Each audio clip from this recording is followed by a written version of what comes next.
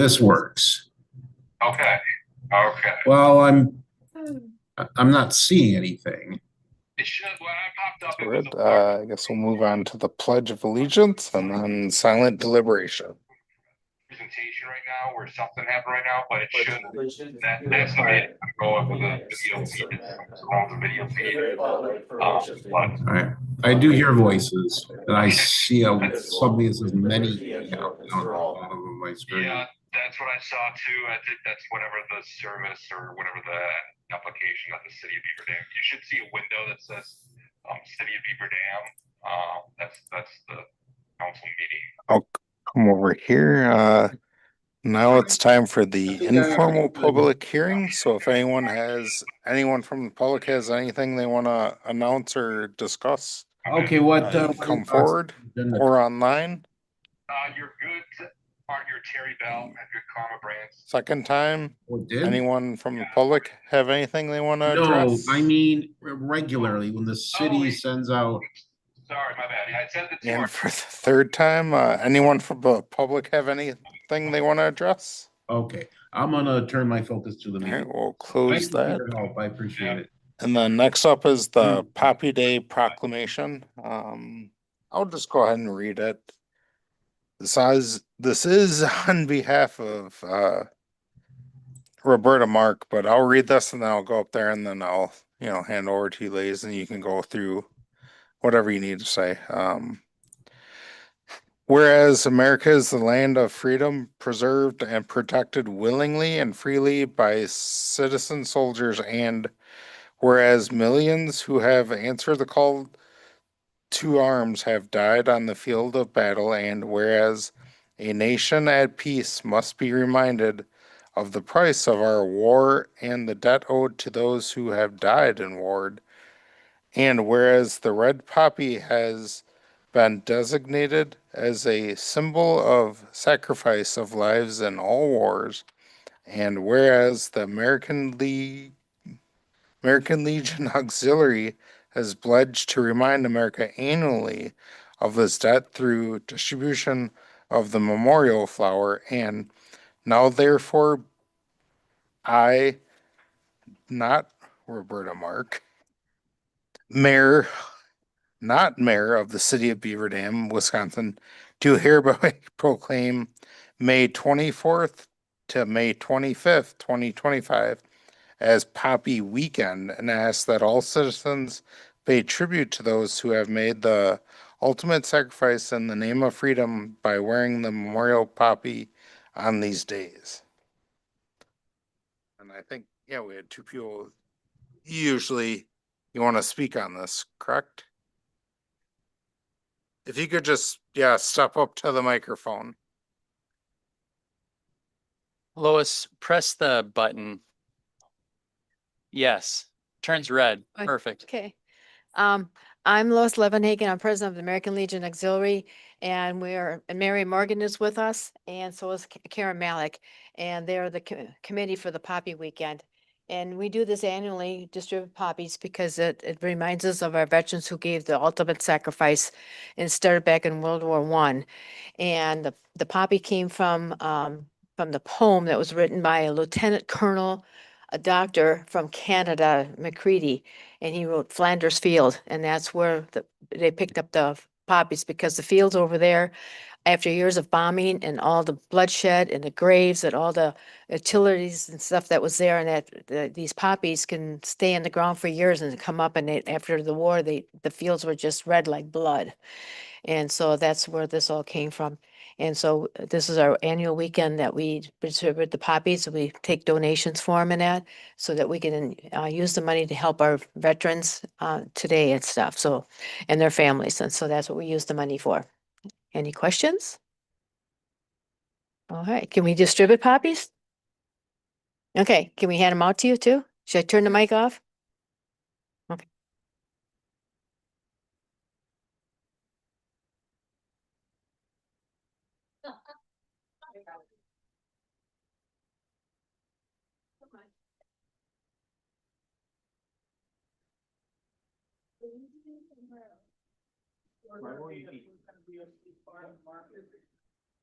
Okay.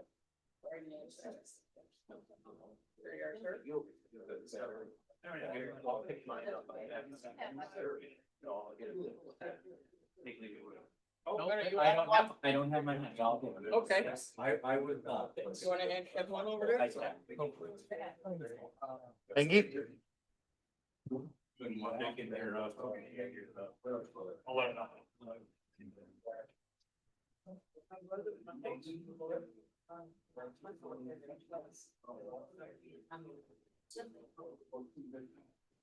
Thank you so much.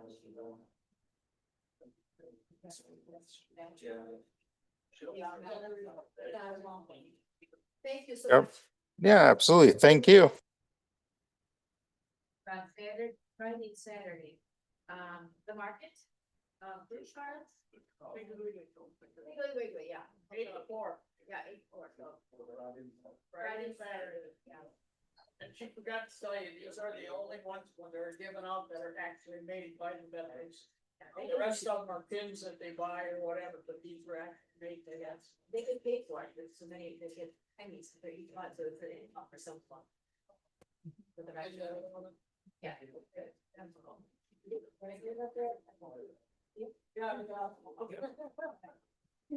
Yep. Hey, yes, thank you.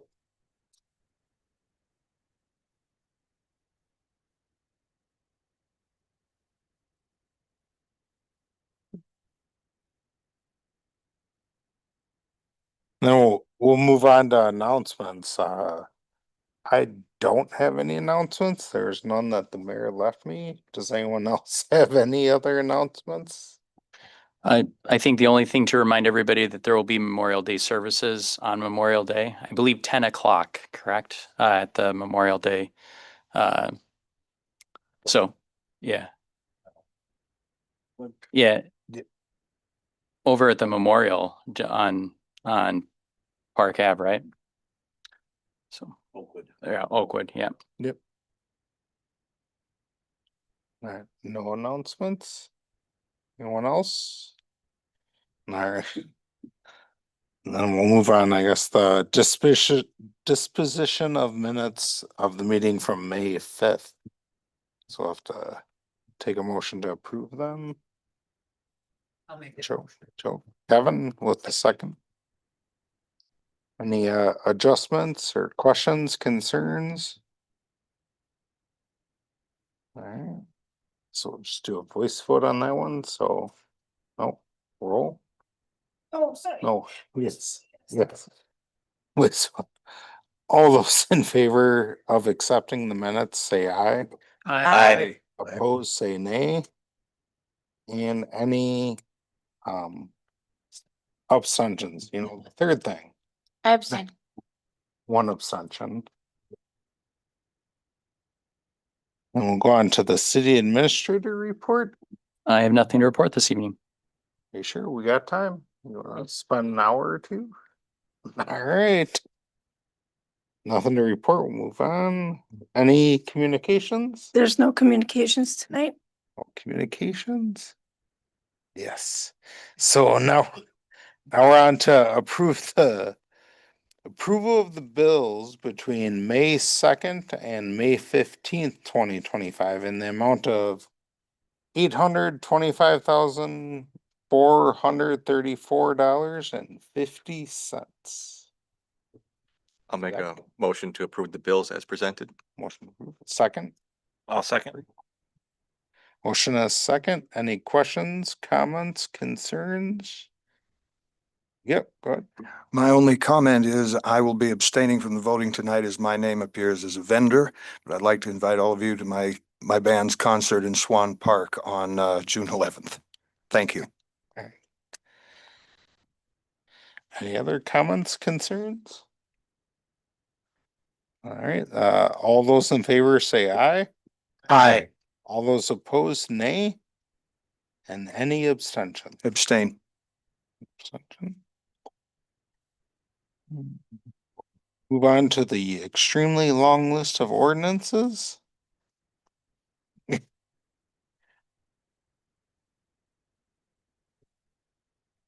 Ordinance number 5-2025, an ordinance amending section 62-50 parking restrictions of the Beaver Dam Municipal Code. This is the first reading. Okay, it's a first reading. We don't really have action, but I think Todd, you're gonna give us some additional information ahead of time. Maybe?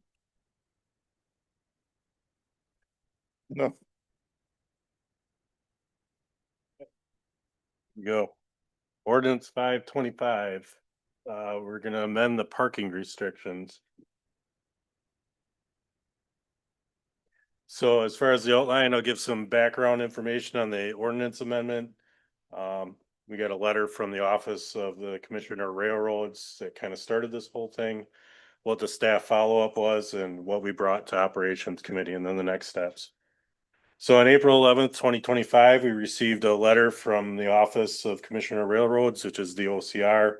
They do inspections from time to time on all our railroad crossings and our spurs in town. So this is pretty typical, nothing out of the ordinary. What they put in the letter was some non-compliance issues with our advanced warning signage. And then some illegal parking that was near one of the railroad crossings. And then they typically require a response within 30 days. So from there, up until I think last week, we have all the advanced warning signs done. Those are all installed, so we're up in compliance. And I also reviewed all our crossings in town for to make sure that our parking restrictions were up to date. So the crossings that were reviewed were Fletcher Road, Wayland Street, Carroll Street, Green Valley Road, Industrial Drive, and DeClark Street. So there is nothing in ordinance that prevents anyone from parking on the railroad tracks, believe it or not. I think state statute requires 25 feet off the tracks, but we have nothing in local ordinance, so we'd be updating those. So the first crossing is Fletcher Road. The yellow would be what would be restricted. And then we'll kind of go through each crossing here to kind of show what I'm doing. Wayland Street is sort of the same thing, just pretty basic in the railroad right away. Carroll Street, we come around a corner, so these are a bit longer. Green Valley Road actually has two crossings, so this is the south crossing. This is staggered a little bit because of the angle this is on. There's also a driveway here and there's a driveway up top, so we'll go no parking all the way through those. This is the second Green Valley Road crossing. You see we have a spur line coming off. So this actually extends the no parking zone to the south. There's a huge driveway to the north, so that's why it extends up that far. And then on the east, it's just each way of the tracks. We also cross Industrial Drive here, so this is 25 feet off the tracks is what we're looking at. And then we also have a crossing on DeClark Street. Again, we're on this huge angle, which is why these are really long. There's a bunch of driveways up here, so it'd be extended through the driveways. And then this is pretty much the railroad right away. So, last meeting, we brought the draft ordinance to Operations Committee. There wasn't a whole lot of discussion on it. It received unanimous approval to come here. So next steps, we have a first reading in the presentation tonight, and then our next meeting would be a second reading with public hearing and the adoption. So if there's any questions, I would take them up.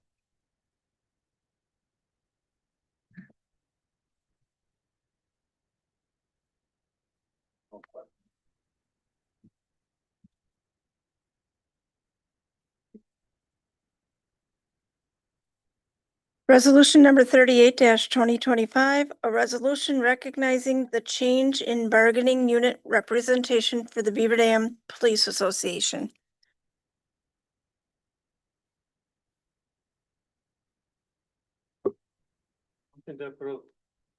I'll second.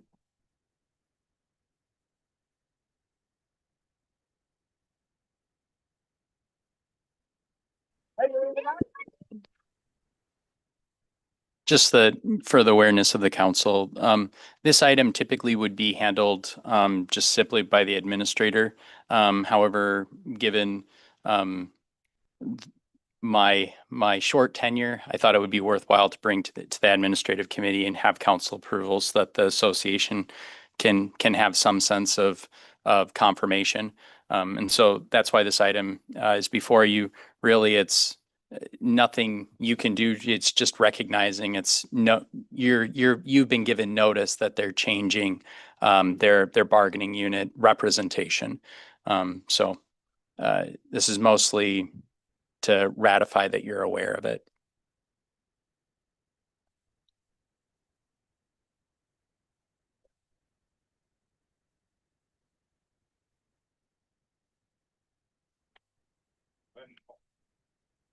Gwinnett, Aye. Burnett, Aye. Paris, Aye. Flaherty, Aye. Fisher, Aye. Gansky, Aye. Hiley, Aye. Keel, Aye. Olson, Aye. Wild, Aye. Yads, Aye. Zop, Aye. Anderson. I think you vote, you just don't make amendments, is what I thought I was told.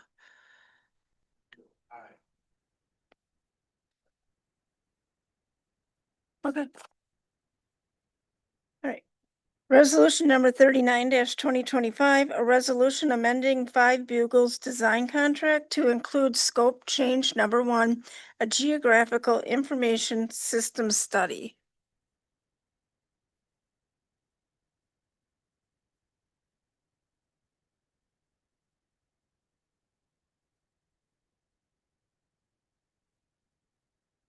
Both. Second.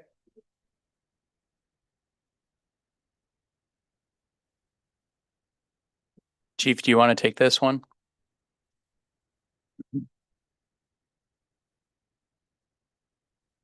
Yeah, I don't really have a presentation for you. I think everybody received the memo and then the proposal, and so I'm happy to I help if you can hear me. So I'm happy to answer any questions you guys have related to the GIS study. Does anyone questions? Nothing. All right. Fair enough. Go ahead and call the roll, I guess. Oh, Yep. did you? Sorry. You don't matter, Joe. I have no question, no. Yeah. I just, is this study gonna give us everything it says? You know, cause it seems like it's a good tool. And- Yeah. Yeah, so I had a good conversation with Rob today, and the best way that he described it is it's going to be a living document. So whatever parameters we want to use, I know last week we discussed there might be some sections of the city on the north side that we want to leave out. They can do it whatever we're going to ask. So if we want to have a information on part of the study that includes that doesn't include that. If we want to kind of make adaptions and changes as we go along, as we see it, that's all inclusive. So during our conversation today, we even talked about, since we're a combination department, we have paid on call employees. That's information that we can use, where they live and what's the best location in terms of that. So it really is kind of tailor made to what we're going to ask for in addition to what they're providing. So I guess I would say if anybody does have any suggestions or input, let me know and I'm happy to pass that along so we can include that in the study. Thank you.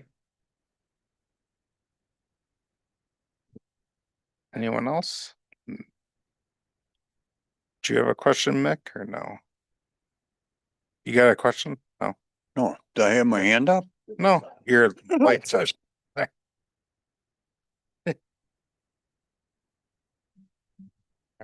No more. Go ahead and call the roll now. Burnett, Aye. Paris, Aye. Flaherty, Aye. Fisher, Aye. Gansky, Aye.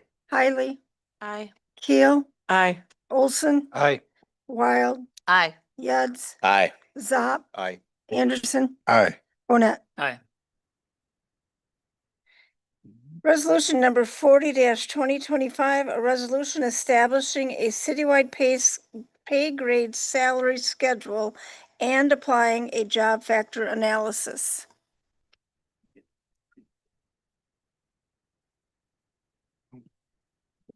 Yeah, if you want to go ahead.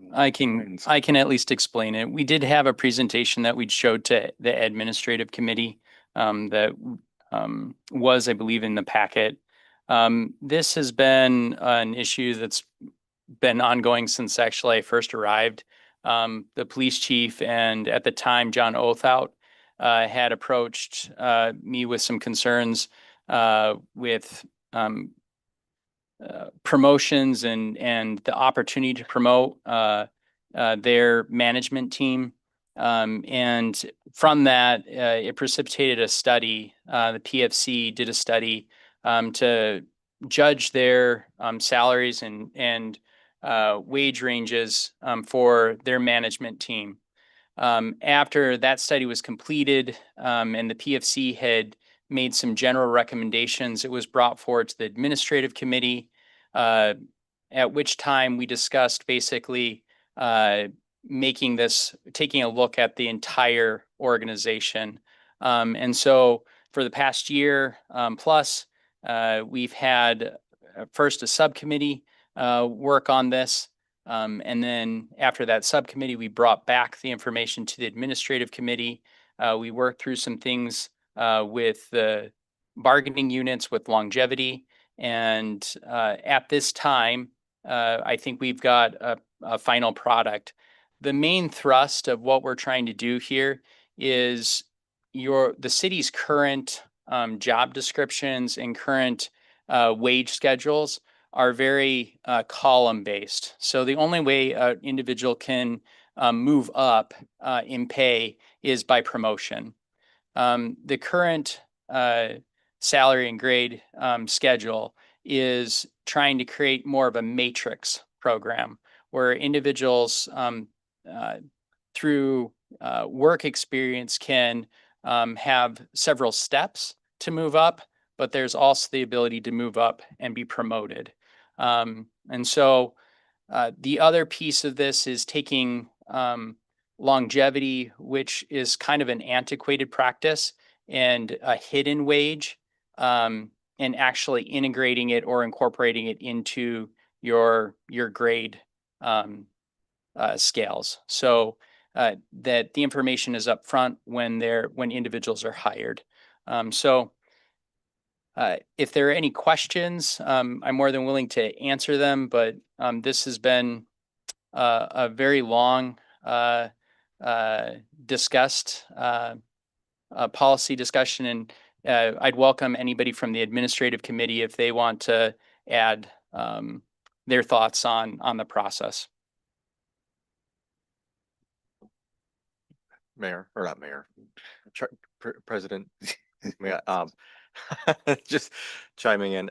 So the administrative committee, we did discuss this over several weeks, there several meetings, and that was a continuation of many more meetings before that, right? This was discussed in length. We did have the police chief and the chair of the Police and Fire Commission present at many meetings, and we did, the committee asked several questions. We did dig into this quite a bit about the very detailed information about where's the data coming from, what do these steps look like, how does that happen? This is also, I guess, step one of a broader plan, right? That this is step one to get the framework in place. Step two would be, again, this is not what we're voting on tonight, like step two and step three, but again, this is the start of a new system to help employees basically be rewarded for growth in their position without having to move up, right, or leave. So the question was originally, Police and Fire Commission had mentioned they had trouble retaining staff, that they weren't able to basically keep people. So this is a way to help kind of reward and growth within your current position, but still allow promotion, but again, grow in multiple ways. So we had, great discussion. And I think that kind of caps it off. If anybody else wants to mention anything I forgot, but I think ultimately we did come to a unanimous decision, as I recall, to approve this.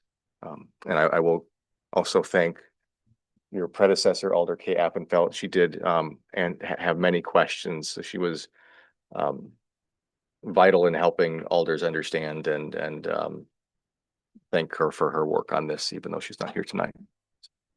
Thank you. Can we get a motion and a second first? You gotta. You I wanna- just wanted to add, it seems like it gives the salary, I don't know if you call it the schedule or the layout for all the departments, it gives it a bit of structure and there's some backbone there now. I think it made some of the salaries a little bit more relevant and competitive. I don't know if Nate or Zach said that, but a lot of work into the project by the group, and I think it puts everybody in a better spot moving forward. Alright, we'll look for a motion to approve. Kevin, Make a motion to approve. I'll second. second by Zach. Any other questions or comments? But anyone? Going once, going twice. Sold. Alright, I'll call the roll. Bree, Aye. Flaherty, Aye. Fisher, Aye. Yansky, Aye. Kylie, Aye. Keel, Aye. Olson, Aye. Wild, Aye. Yuds, Aye. Zop, Aye. Anderson, Aye. Ronett, Aye. Burnett. Aye. Resolution number 41-2025, a resolution entering into a memorandum of understanding with UW-Madison University Alliance for a student course project to assist the city with human resource updates. Alright, give a little background on this, I guess, quick. Yeah, I can give a quick background. So, as Zach alluded to, there will be some next steps to this new salary framework, and one of those will be us updating job descriptions and aligning them with the job factors that are outlined in this framework.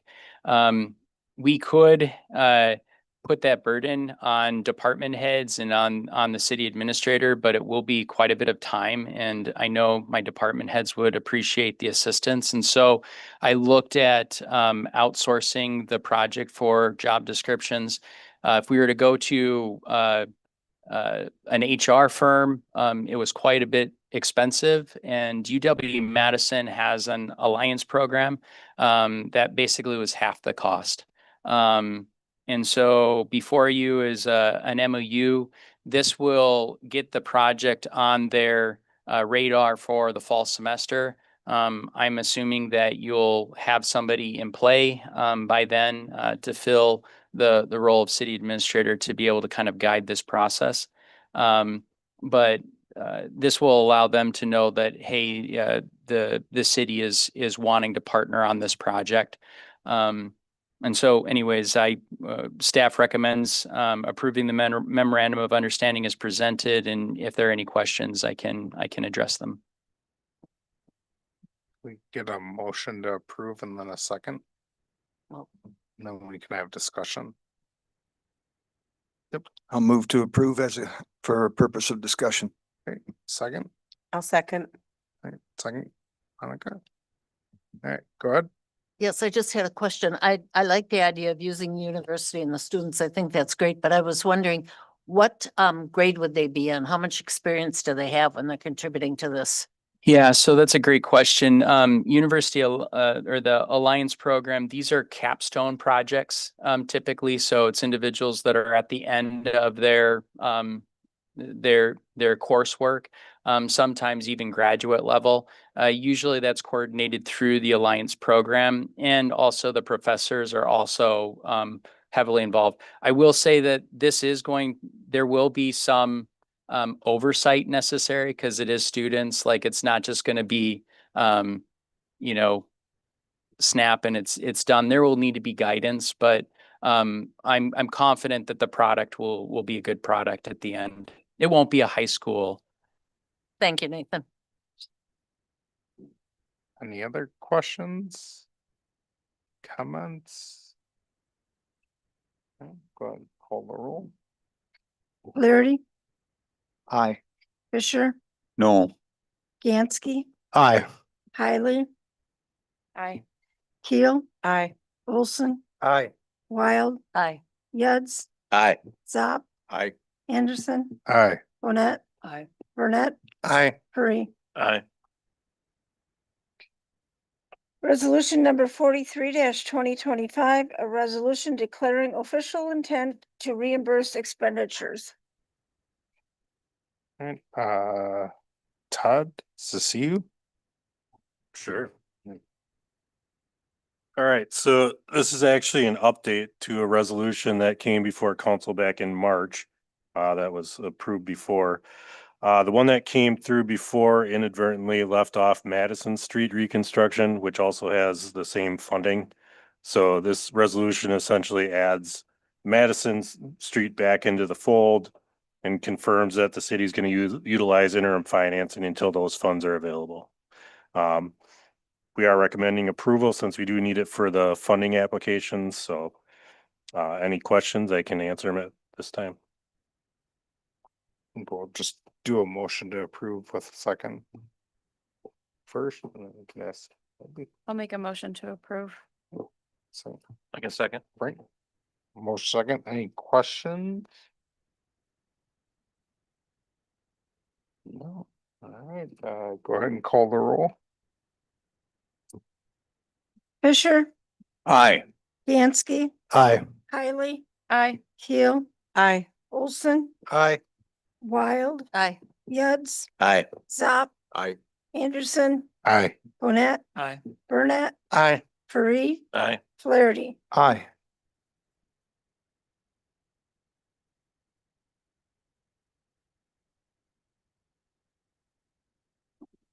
Alright, so that's those resolutions.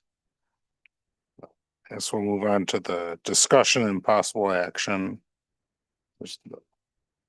Regarding Eagles View Development and Dodge County Community Development Grant. Perfect. I can start this off. Larry is also online and will be able to assist. At a certain point, what I'll do is I'll give a basic overview on the Eagles View development. I'm also going to hand out kind of a list of a project, a term sheet.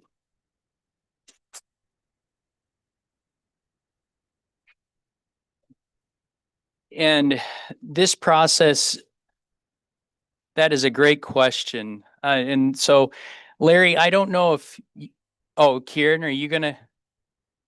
Oh, I think Larry's, oh, okay.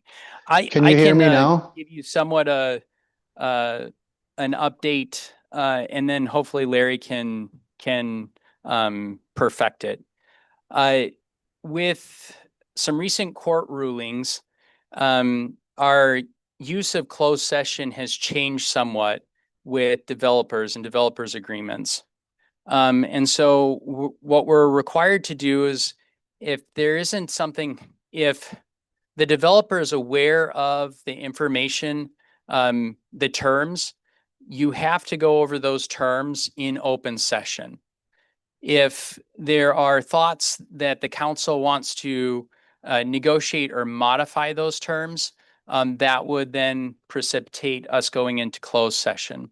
So generally speaking, we will go over the development. We'll talk about kind of the basic concept, an overview of the development, and then go over the terms that we've discussed with the developer in open session. And then at which point the council can, if they're comfortable with everything as is, we can act on it right away in open session. Otherwise, if there is desire for further discussion and modification of the terms, then that would precipitate us going into closed session. And I believe we do have representation from Eagles View here tonight. I forgot to shake your hand. I apologize at the beginning. But Larry, anything you would add? I don't know if we can hear him. I have him on speaker. Not at this point. Okay. So I did an all right job. That's good.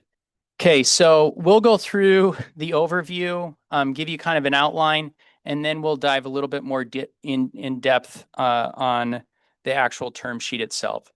So on the screen, you'll see a map. This is the subdivision, basically the blank canvas, if you will. It's a part of the Eagle or the Marsh Trail neighborhood. The development is called Eagles View. The intent is to construct 16 single-family homes. They can fit 16 lots here. The hope would be, the plan is to do this in 2 years. And I haven't put this on the slide, but they would, if possible, construct 5 this year. The majority are spec built. The average would be about $400,000 in value. Kind of the base level would be that 380. But there might be interest in some higher quality or some upgrades that would put it at the 430 mark. So averaging the 16, the 400,000 puts you about 6.4 million in total value. So as we talk with the developer, you all are aware of the times. There's a gap with when it comes to construction. And the developer was very forthcoming. We met with them and basically asked them to provide us. They were very open book, provide us kind of the details of your costs. The total estimated development cost is that 1.7, or about 110,000 per lot, which would basically make it untenable at that $400,000 average. Basically, it'd be adding 46,000. So they'd almost have to sell these homes at 450,000 in order to a $400,000 home at 450. It doesn't quite work, right? So the gap was about $750,000, or 46,000 per lot. So we started to ask the question, well, what if we participated somehow in the public improvements? And the public improvement is about 752,000. And as we started discussing and talking about it, they were able to reduce their gap if the city were to take on some of those responsibilities of doing the work. It would reduce kind of some developer fees, it reduce their interest costs and things of that nature, but there's still a $550,000 gap. Does that make sense? So that would be with them paying the full infrastructure, right? But us doing the work. So with that, we started looking at what else? Are there other ways the city can participate? And you all know that we've got limited funding options. We looked at the TID, and by state statute, we can't necessarily go out and do a TID just for residential. It's required to have a mixed use type situation. And in this case, it really didn't make sense. There isn't a place where we can plop industrial right next to this, this residential development. Likewise, debt service also doesn't seem appropriate for us to put this on the city's debt service. And so there was one other alternative, and that was the housing fund. I will note that the housing fund, the 1.7 million that when they closed, I forget which TID it was, but we closed a TID. We had 1.7 million that we could use for housing. We'd committed that to the Newman development. However, TID 6 had additional support, grant support, that could be used to replace a portion of that 1.7, about $170,000. And so with that thought process, we also learned this year about a grant with the county, where they are offering to kind of close the gap for development projects. They have a couple of requirements. One, the city had to be the applicant. We couldn't necessarily have the developer apply. We couldn't have Trent or BDADC apply. It had to be the city. It had to be a city project. So this actually kind of aligned with some of our thought processes. We couldn't necessarily have the developer build the infrastructure and us pass money to them. We would have to be the constructor of the project. There had to be a 50-50 match. So whatever we asked of the county, we'd have to demonstrate at least 50% of it. However, that didn't have to be all 50% from the city. So the thought process is that if the city contributed 170 and we were to ask for, let's say, 350,000 from the county, the remaining balance, the 230, would need to be covered by the developer would have to participate in a contribution. With that, the county would want a clawback or some financial security was in their grant process. So that kind of gives you a lay of the land for kind of where we started. There was a base. Now, what I will say is that we had talked with the developer about this process. They kind of noodled it. They were working on some other things, and this isn't meant to be a jab at the developer, but a week before the county grant was due, it was like, hey, we need to get on this. And so there wasn't a lot of time to have discussions with the council and so forth. And basically we turned it around, we got it done, we got it submitted. And by that time, I'm like, you know what? We'll see what the county comes back. We'll bring this and we'll update the council. And so that's why we're here tonight, to kind of review a framework of the term sheet. So if you're okay, I'll kind of go through what Larry and I have outlined. And most of the first portion, you guys are kind of already aware of. If you go to, I think, the 7th bullet. So in order to reduce the lot costs, the city would install the street utility infrastructure estimated to be about the $750,000. It would be covered by a city contribution of $170,000 from the housing fund. We submitted a grant for $350,000 and that got approved by the county, conditional on us moving forward. And then the developer's contribution would be determined by the approved bid amount, less the city and the county's contribution, and then any overages. Does that make sense?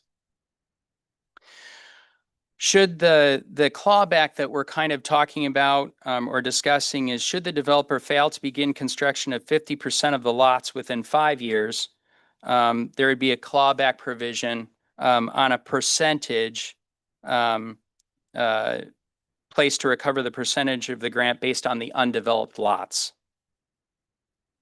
In this, the city will not be obligated to begin construction until the developer has paid in full their contribution after bid approval. So they're going to have an opportunity to see what the bid is, and they're going to basically be able to choose.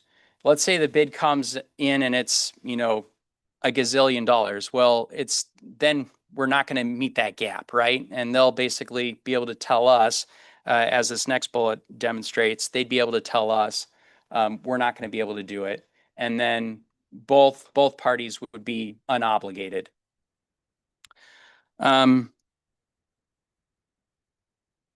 The county is committed to basically award 50% of their grant up front, and then the remainder will be reimbursed upon submission of construction receipts. Right now, the developer is planning to complete final engineer designs and infrastructure site plans by the end of May, and I think they're on track to do that, with the intent that we would then be able to bid in June, and with the hope that we could get the construction of our infrastructure done yet this season. If they fail to get that information in, then we're both on the same page that we would be committing to getting it done this coming year, or by mid-season in 2026. Developer will record the plat prior to notice to proceed on the public infrastructure. And that will be necessary for us to, actually do the work, because we'd need to have the right of way dedicated. They currently own the land, but we would need to plat it.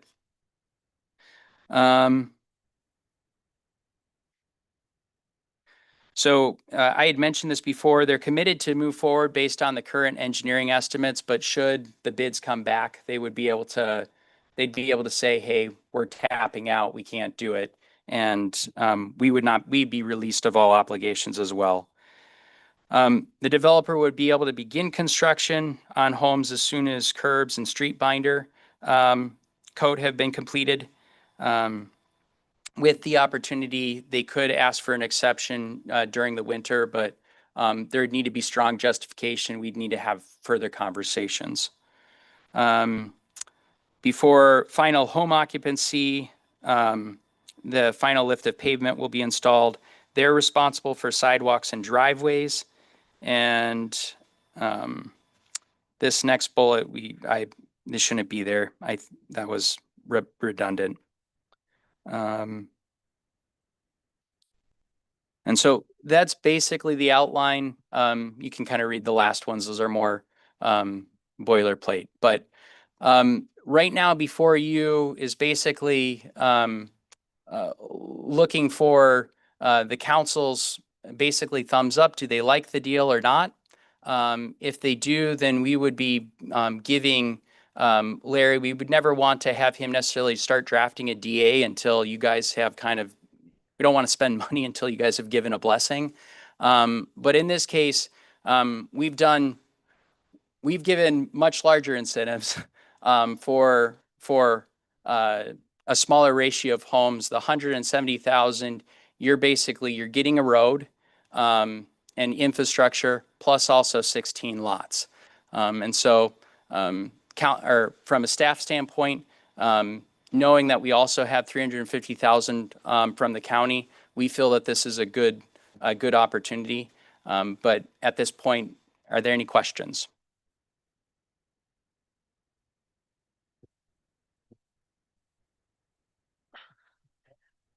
It's stated that they'll have 5 homes built by the end of this year, is it?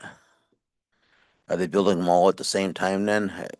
I mean, I'm assuming They'll start construction on 5 homes by the end of this year. They wouldn't be able to begin until we get the curb and the binder coat on, which would probably happen in October. But their intent is to start on five homes this year. Should we be able to get the okay, we're gonna start 5 homes, not finish 5. Yeah. To say that's pretty aggressive. Yeah. Thank you. You tested me and you passed. I don't know if I did.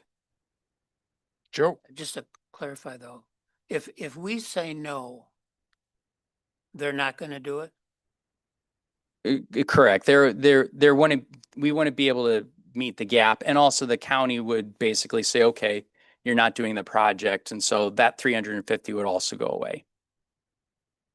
Thanks. Good. Good. I can certainly appreciate the amount of maneuvering and getting everybody on the same page that this deal requires. I just, as a new council person, is this something common to bridge a gap this way for a municipality? I would say that, every deal is unique, right? But if we were to look at what the city has done in the past, I would say that this deal is something fairly watered down to other deals we've done, right? So case in point is the Newman, where we're doing 26 rental units. That one we had the ability to use the 1.7 of housing funds and committed that larger portion. So in my mind, I wouldn't question it based on past action. But again, this is the discretion of the council. Do I think other communities, would they do it? I think so, yes. Would I recommend it in another community? Yes, I would. Nick? Has Trent Campbell been aware of this, and do you have any idea what his comments would be on this, or Does he plan on presenting this? So like I commented before with the community development grant being restricted to the city, Trent has been in the meetings. He's been included in the email conversations back and forth with Eagles View. Todd's been on those conversations too. And so, but this has been a project that's been primarily driven by the city because of the fact that the county is requiring or requesting the city be the applicant. Do you know if Trent is behind this? Can I assume that? I can't speak for Trent. I'm not going to speak for Trent. But I would say that I don't want to put words in Trent's mouth. I think I'll step in. I'll put words in his mouth. I'm not afraid. I believe Trent does support this. To be honest with you, he doesn't support the way it got here, but he supports the project. And he can yell at me tomorrow if I put the wrong words in his mouth. Thank you. And I did have a conversation with Trent. Nope, go ahead. Did I jump in on you? Oh, I was looking at Mick. I had a conversation with Trent about other things, and this matter came up the end of last week. And you know, Trent had concerns in terms of how it got brought forth. And he had some concern, and I really didn't understand the relationship of this to taking money. Is there some money involved in a TID district some way? Yes. Yeah. So what needs to happen, and I pointed to this in the beginning, or the slide of previous, Todd, if you'll jump up. So in order to, the only source of funding that you have is the housing fund. And so that 170,000, basically the justification is, in TID 6, and I don't want to go through, it's, I don't know if it's worth the energy, but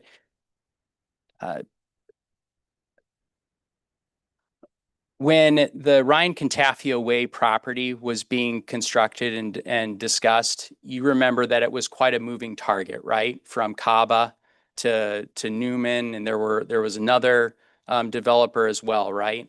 And initially the thought process was we were going to receive certain amount of grant monies, and those grant monies, both from WDC and also from the county, would assist in us capturing a development on this property. The 1.7, I was always hopeful that we would not have to spend the full 1.7 because a portion of the cleanup and a portion of the grants would be able to cover and reduce the amount that we'd need to draw from the 1.7. We,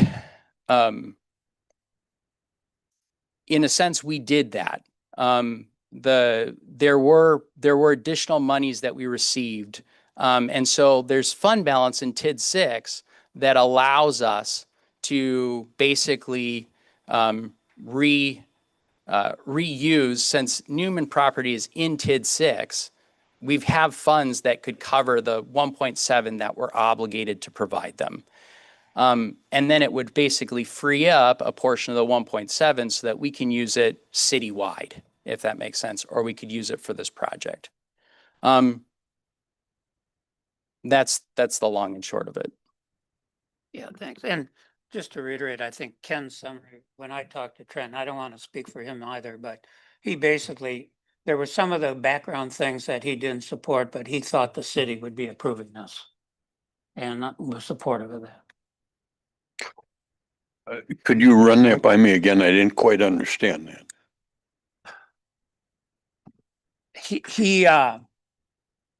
Yeah, I don't like to be in a position to talk for somebody else like that, but he basically said he would have done some of that stuff differently, but recognizes at this point, this is the best decision for the city. Okay, and I have another question then for Nathan. Go ahead. This is probably the first that this has been in front of the council. Has this been brought in front of the council prior to this? And then who has been dealing with Newman on this? Who's taking the lead on it? So Newman isn't, this is Eagle View. This is with Gen X or Next Gen. Sorry, Next Gen is the developer. Trent has been in participation with Next Gen from the get-go, and I've involved him in all the emails. When we started talking about the county grant, he kind of tipped it to me because he knew that he couldn't, that was something that the city would need to apply for. That was in a conversation, Trent was in that, he basically said, this is something the city is going to need to apply for. So as far as the first time, yeah, we're bringing the term sheet to you guys tonight for you to review. And it's at your pleasure. I know that in a communication to the council, I know that I did let you know or notified you of the possibility for the county grant. But other than that, I think this is the first time we're presenting this. Are you asking for our approval tonight, or is this strictly discussion and it's going to be brought back? It will be brought back because we need to create a DA, right?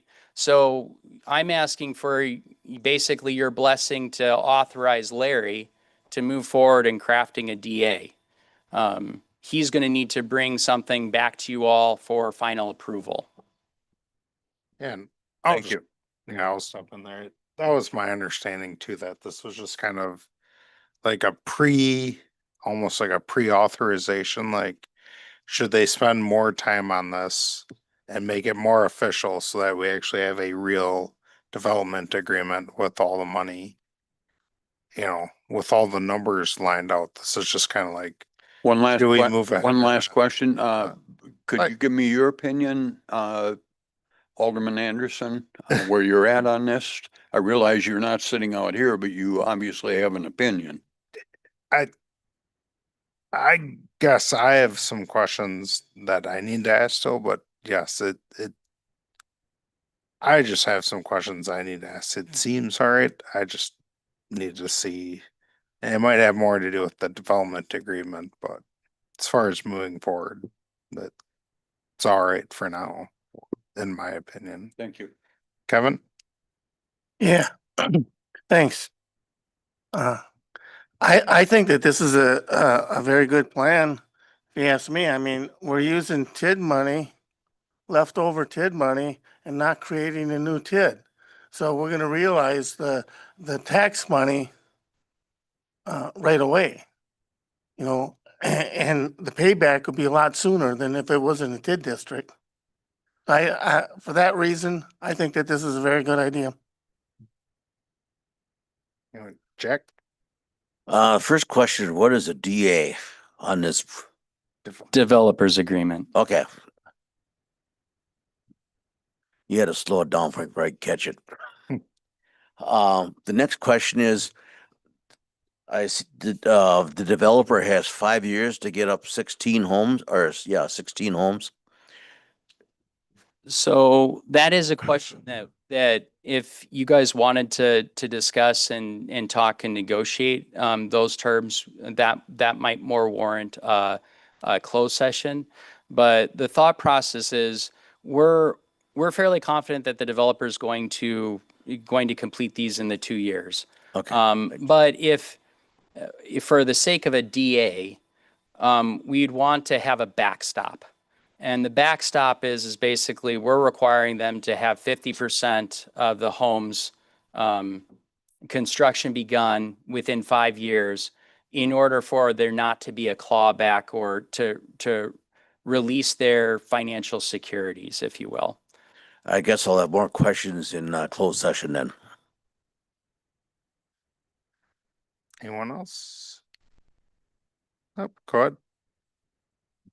So, yeah, apologize in advance if I mean, because it's not related to the agreement itself, but just the layout of the development. I guess, I was thinking about, this is down by the new middle school, right? No. Relatively close to that? No, it's closer to University Ave. So It's in the region. it's in the Kinda- region. The it's middle within school like a would be, mile or so, yeah. isn't it? Yes. Yeah. Yep. That's the crow flies probably. Right, that's what I'm getting at. They're in walking distance. Yeah. So what I was thinking about was, right now where the middle school is, there's tons of kids that walk to school, right? Part of the reason they can do that is because we have a traditional grid around the middle school. And in this area, we've kind of set a precedent where we're building cul-de-sacs everywhere. So it doesn't really facilitate that as well as a grid system. So I guess that's my concern. And then I look at not this diagram, but the one that we showed earlier, and we're adding another cul-de-sac. So I guess my question is, why can't we plan for that cutting all the way back to Judson? So just for clarification, Todd, you feel free to jump in. I don't need to be the only one to speak here. That was something a question that I begged, and we discussed. It would reduce the number of lots created, and also the issue was the neighboring property to the north hasn't necessarily made it that they've made some subdivisions that made it impossible to consider a future street going further to the north. And so with that, it kind of closed the door. Todd, jump on that grenade for me. I think those are the two main points, but I think the bigger thing was lot count. I mean, if you don't have the lots, the bigger the gap.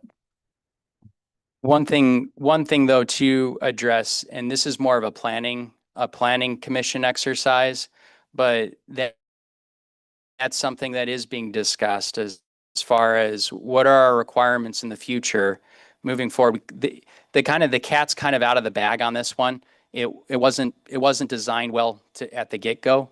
But moving further down to the south, future design should include a secondary escape, if you will, and a connection to the east. And so those are things. One thing that I will say, where this subdivision or previous subdivisions didn't have sidewalks, like some of the decisions of past decisions did not have sidewalks on some of those cul-de-sacs, right? And so then that's a comment that comes up at this developer. Well, you didn't do it for this one. Why are you making me? And that was something that we stood very firm on, that there needed to be sidewalks along this. So we're doing what we can.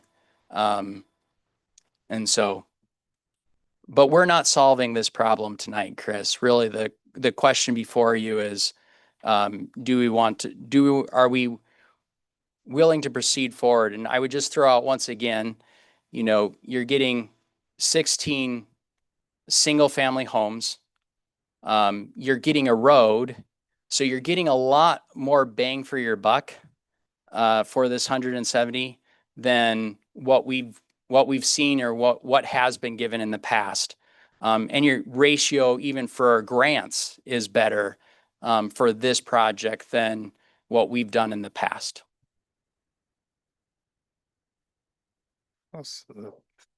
Evan. This is just for Mr. Gansky's information. They're moving to middle school. No. Yeah.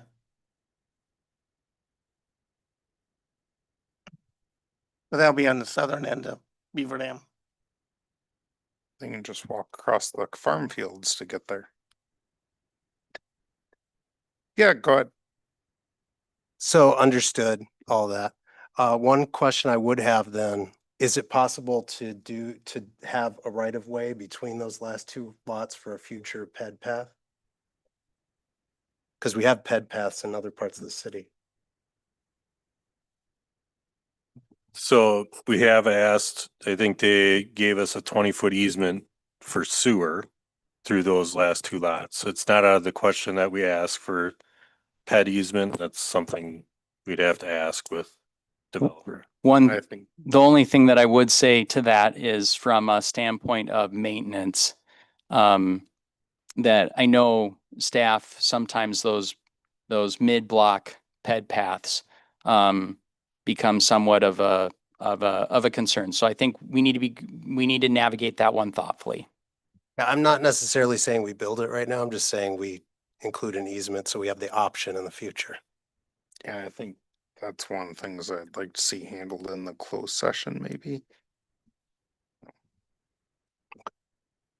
Just stuff like that, I think can be good in the closed if possible. Joe? Yeah, I think just given the comments and stuff, I mean, to me, this proposal or option is consistent with what we've talked about here for well over a year or more through community input and everything, recognizing that single family homes are in a premium. And I mean, I think some of the folks who commented here tonight on some of these issues are valid, but yet I think the big picture says that financially and getting the support of the county and things like this, I mean, I think we should proceed with the concept because it's consistent with what we want. So that's all. Anyone else? Yep, go ahead, Elwood.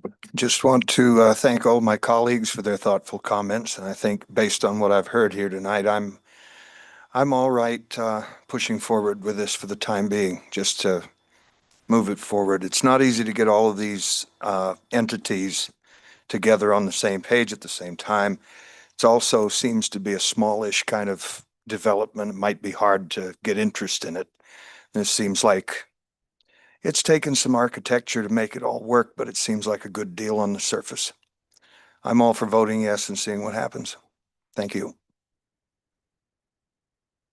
Anyone else? Yes, I had a couple questions myself. First, you're a man after my own heart. I love the grid system. I hate that we got rid of it. But there's some civil engineering type folks that love to just run squiggly lines everywhere now. And it's basically for lot density is why they're doing it that way. It's more bang for their buck selling the lots, is my understanding. But for the funding, so really what this comes down to is, so I'm seeing it's about $752,000 is just for the road curb gut, just for the infrastructure to go in, right? And of that, we want to use $170,000 of the city funds and $350,000 of grant funds from the county. And then whatever's left is going to be on the developer. But they want us to basically go out and bid for all that stuff. Like if we're reconstructing a road, essentially, right? Yeah, and that was a requirement of the county grant. Okay, yeah, so we go out and bid for it like we're reconstructing, this block or two. And then they come back with a bid. If they come back with 800, let's say $900,000, that's where you're saying, well, the developer can say, well, we're not going to pay that extra, so the deal's just done. Correct. Okay. What if it comes back and I know this won't happen, but let's say it comes back and it's $600,000. Who gets that savings? Yeah, so if it comes back $600,000, what will happen is the county will only match. And so there's going to need to be some thought process on how that gets divided. And that's going to be Larry and our problem to kind of figure out and craft that in the DA. We didn't get into that level of detail, but yes, that is a possibility. What we would see is probably the counties reduce first. Yep. And then we would still need to match, and so that would be the discussion with the developer. Okay. And then I guess so. And just note sorry, No, go ahead. one thing to note, the developer is still paying more right now in the calculus than the city is. So just understanding that. Okay. And then that's kind of with that. So going back to the TID 6, we're kind of shifting money around to get this 170. But you said that that's extra in the TID right now. Do we have a balance? Yeah, so right now there's a cash reserve, and that cash reserve was primarily because city staff aggressively went after, not to get into weeds, but there was additional grant funding that we aggressively went after that that allowed for us to have those cash balances, and the intent was to draw down the amount of the 1.7. That was the intent that I had relayed to Larry, and so anyways. So the 1.7 that was previously being used for the Ryan Contafio one that's under construction currently, is that still, that 1.7 of the housing funds is still being used to pay for that project? So no monies have gone yet to pay for that project. That developer agreement required them to complete some projects, but yes, the city is still committed to paying the 1.7. It's just, with what monies are we paying the 1.7? And that's, so basically when they finish all of them, we essentially owe them 1.7. Correct. Okay. And we have 1.7 in the fund. We have 1.7 in the fund plus a little, and then we have these additional grant funds that we were able to capture in TID 6, and we've got reserves in TID 6 that could go towards this. Okay, so the 1.7 of the housing fund is still going to be used to pay for the Ryan Contafio stuff. And then the 170,000 is just extra funds that were in the TID 6 already. No, the intent would be to pay the 170. Oh, correct. Well, the funds that are in TID 6 that are the 170 some odd thousand, we would pay the Ryan Contafio with that and the remaining balance of the 1.7, or so 1.7 minus 170,000. Okay. And then you would have 170,000, the housing fund that could be directed anywhere in the city. And the intent would be directed towards this project. Well, the housing fund wouldn't be able to be directed towards this project in full. No, the 170, that's just the 170, correct. But the housing fund, let's say you hadn't committed it to the Newman property, you could have committed it to anywhere in the city, right? Correct. You weren't restricted to a geographical location.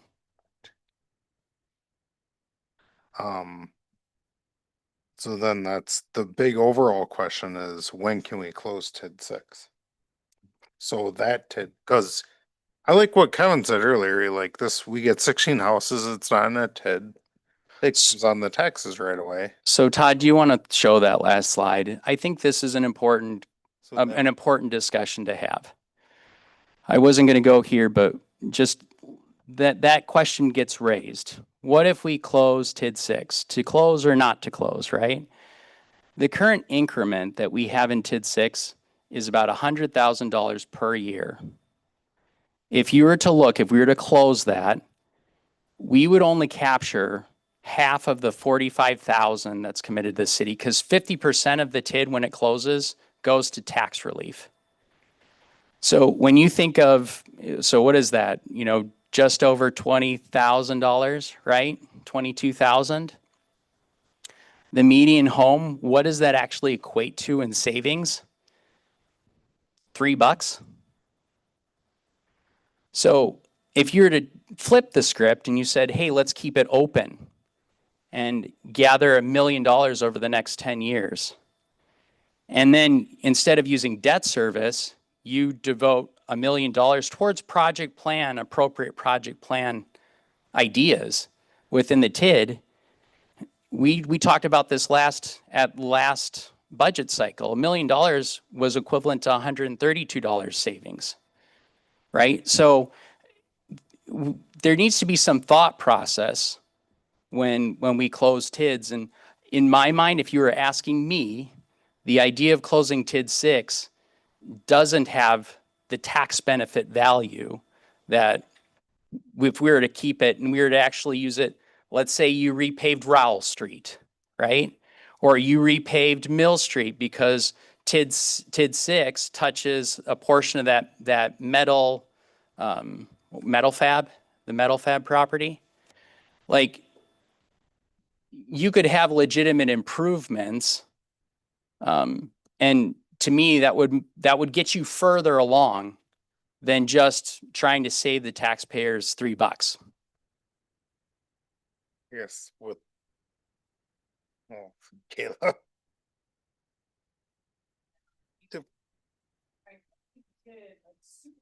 You're not really reaping the benefits of this new housing development that we have in TID 6, because then you're not allowing the TID to gain into the increment from this housing project either. And so by keeping it open, you at least get that benefit of that development in the TID to then use on other projects. Like, you could use it to leverage other development projects. Like, I'll throw out one right now. Well, this would probably be more appropriate for like a closed session setting, but there are opportunities to develop in the downtown, right? And there are a lot of blank slates, right? And like even the Ryan Catafia Way, it wouldn't have been cleaned up without the city doing an investment. It wouldn't have gotten cleaned up. And the only reason why Newman's even developing on that site is because the city put forth the effort to clean up the site. There are a lot of sites in the downtown that could use some cleanup and would make it more feasible or possible to develop. So anyway, but that's for a discussion for another day. But I just want to throw that out there, that the idea of closing TID 6, while there's a valid argument for it, I would say doesn't reap the benefit that we think it will. Agreed. That's a discussion for later. I have vastly differing opinions, but we won't go there right now. The number that you show up there though, so $1 million over 10 years, savings of $132. Is that after 10 years or is that every year that the homeowner would save that? So it would be the debt service, right? So instead of us having 100,000, putting $1 million and that would be a one-time, right? So, yeah. So you're not apples to apples. We're talking about, savings at $2.97 per year if you close it, as compared to 132 after 10 years. But which again is higher, if you do that after 10 years, even if $30. Even if you still can, even if you were to take it and you were to apply the debt service and you're still going to see a greater return in the long run. My idea behind it is just, it's the goodwill. It's between the city, the county, and the school district, and the technical school district, that you're kind of, by keeping the TID open, you're denying those 4 entities that tax increment. So that's the trade-off. If you want them to get bent, we're gonna keep it all. More power to you. But eventually, they're gonna deny the TID openings for us, because they're gonna be like, you guys are abusing the system, we're not gonna allow it anymore. That's just one thing you have to keep in mind. But yes, with this moving forward, I think you're just looking for a recommendation to move forward. Have you and Larry work on a developer agreement that will be brought back, but this is just to go ahead with this idea, move forward, start working on a development agreement with more nitpicky numbers in there, correct? You want to see that vote on? We would be, And then go into close, maybe to just get more direction on the developer agreement?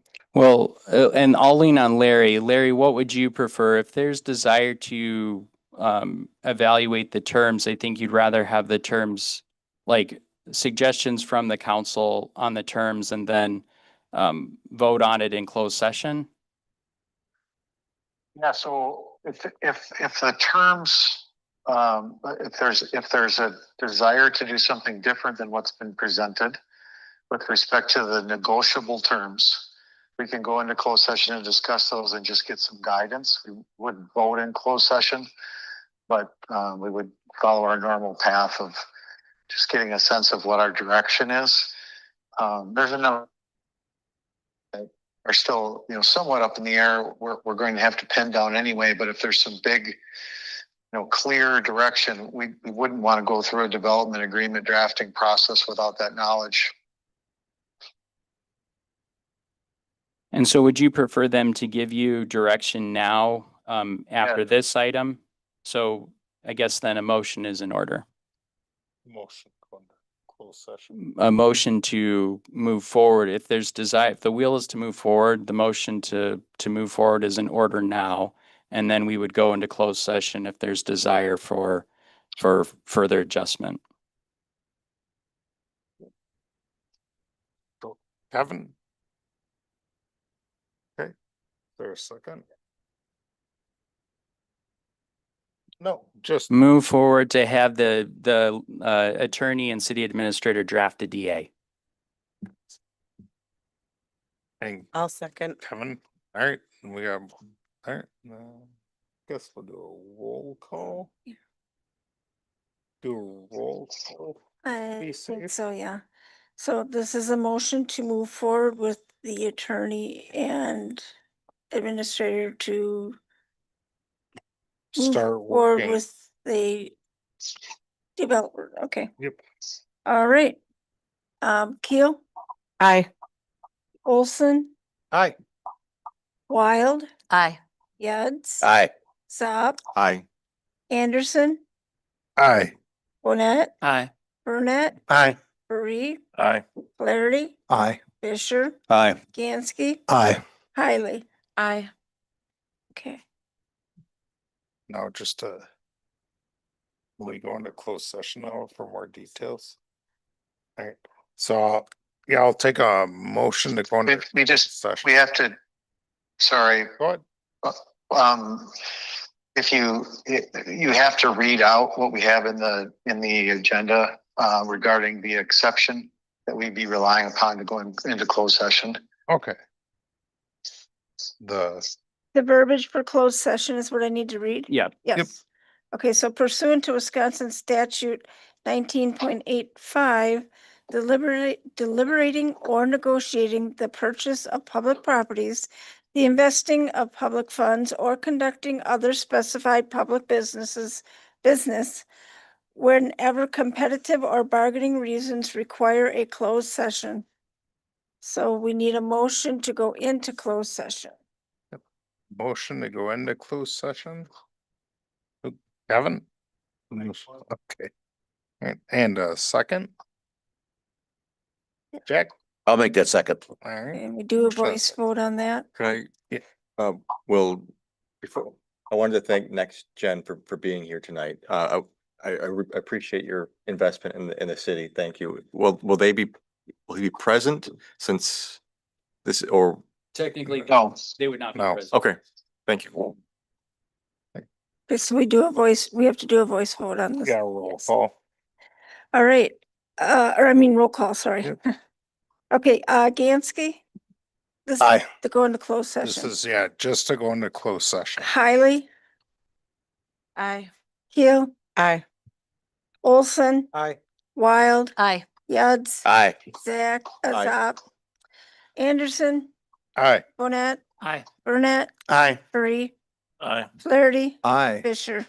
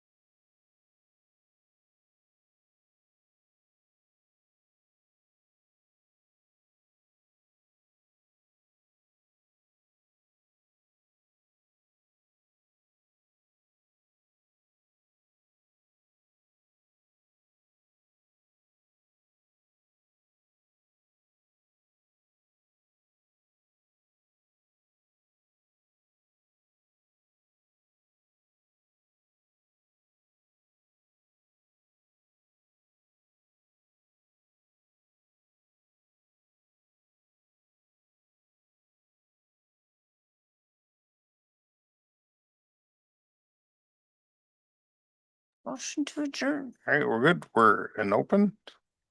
Motion to adjourn. Kevin, second. I'll second. I'll second it. Wild. All those in favor, say aye. Aye. Opposed, nay?